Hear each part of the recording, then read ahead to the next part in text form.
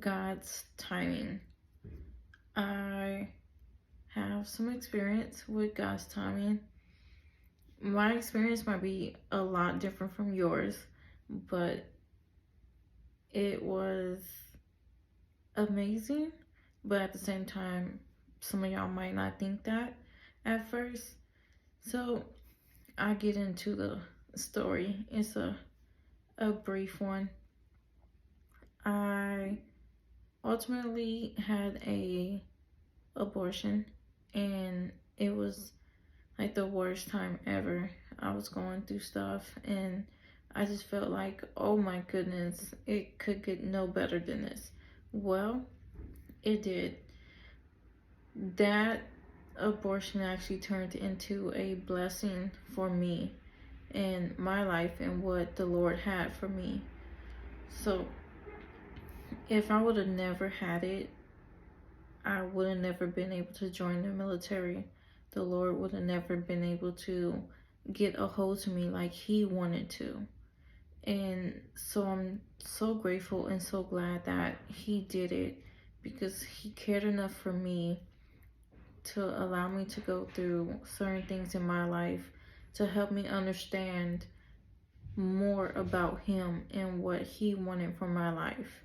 Now, if you go into the book of Samuel, it's where Elkanah, he had two wives, and where one of his wives, she was able to conceive, but the other one, she was not, and her name was Hannah. And for years she cried because she seen that they had children together, and she wanted to conceive as well. She wanted to bear a child, but for years she wouldn't be able to. And so one particular year, each year they go up out of the city and they worship the Lord. Well, this particular year, she was just so devastated. She did not eat. She did not drink. She just wept and cried out to the Lord and was like, why have you pretty much shutting up my wound? So that was really heartbreaking for her. But ultimately, in the end, the Lord blessed her to be able to conceive. And she said, through all my days and all of His days, He will worship the Lord. And that's still true to today. So when we talk about God's timing, it's not what we want right then and there.